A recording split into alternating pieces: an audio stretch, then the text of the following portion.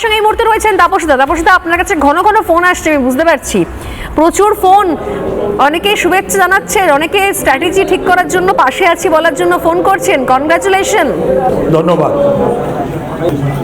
কিভাবে দেখছেন মানিকতলার কেন্দ্রটা, কিভাবে দেখছেন? মানে উল্টো দিকে যদিও আপনার থেকে মানে আপনার কন্যা সম শ্রেয়া পাণ্ডে রয়েছেন, তিনিও দীর্ঘদিন ধরে এই কেন্দ্রের জন্যই লড়াই করে যাচ্ছেন, টিকিট পাচ্ছিলেন না ঘটনাচক্রে।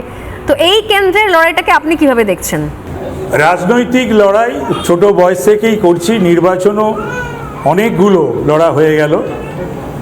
প্রতিটি নির্বাচন যেভাবে দেখেছি সেইভাবেই দেখছি।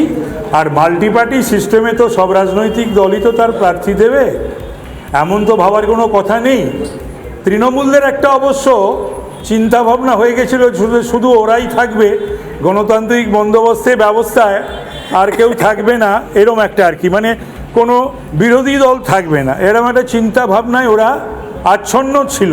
কিন্তু গণতন্ত্রে তো তা হয় না। গণতন্ত্রে মাল্টিপার্টি সিস্টেমে সমস্ত রাজনৈতিক দলই তাদের প্রার্থী দেবে এবং সেখানে প্রত্যেকেই তাদের কথা বা প্রেজেন্ট সিচুয়েশনের কথা, সরকারের কথা মানুষের কাছে তুলে ধরবে। মানুষ তার পছন্দ মতন দল বা প্রার্থীকে নির্বাচিত করে সমর্থন করে বিধানসভায় পাঠাবে বা সরকার গড়বে।